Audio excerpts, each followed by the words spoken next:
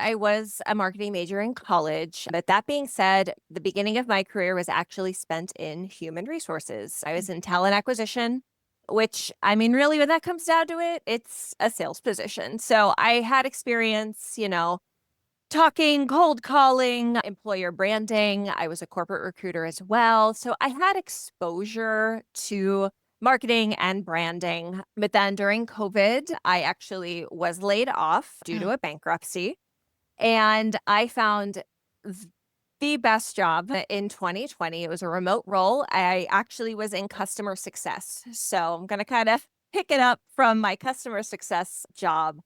But I was there for about 3 years. Fantastic team, loved my work. It was work-life balance was just on point. But as we know, things don't always last forever. They were acquired and I was laid off again. Our whole team was let go. wow. And I remember like almost mourning of like, oh my gosh, I don't know if I am ever going to find something that checked all those boxes and, really brought not only professional satisfaction, but just me as a person and a mom and a wife and a family member and as a friend. That's really important to me. A few months went by, I did find another customer success role.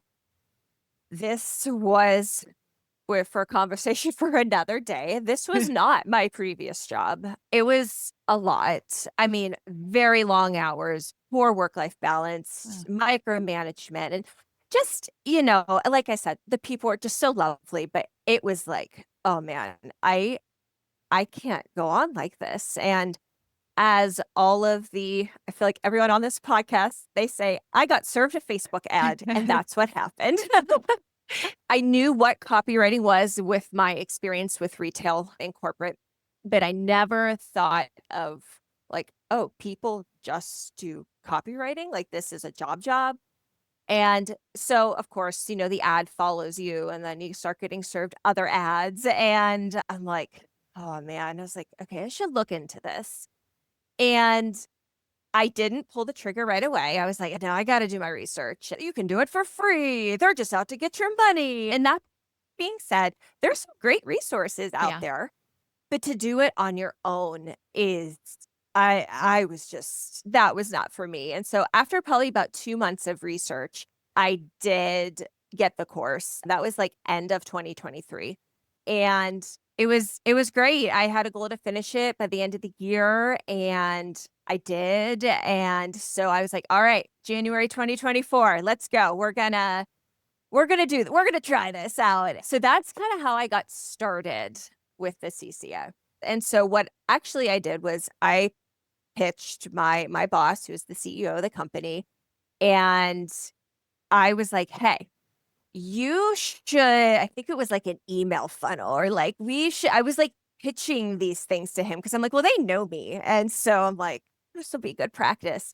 And that is actually how I kind of like started to take on more marketing projects and copywriting projects. When I still kind of had to do my customer success job, but I was still doing a little bit more, but I didn't care at the time because I was getting that experience. And that was a really great, I don't want to say safe way. I don't think that's the right word, but I was able to still be in my full-time job, get the experience and work towards my goal, which was full-time freelancing. And so, yeah, I did that for a couple months and then I was really like, I can't these long hours and the balancing between the two.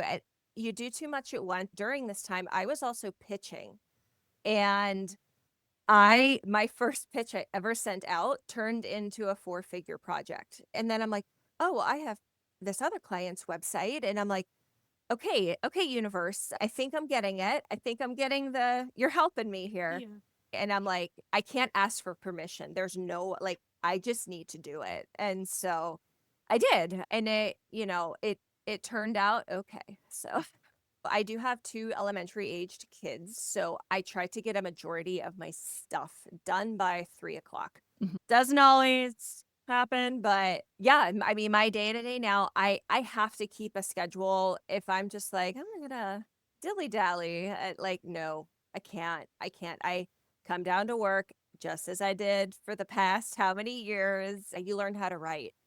but so much is mindset. And that is like invaluable. Like, I could not imagine trying to do this on my own without having all that mindset coaching because that was half the battle. And so I think it's just a combination of experience and working in different environments throughout my career. And then just having formal training. I never would have had the confidence to get where I am now if I wouldn't have done this course.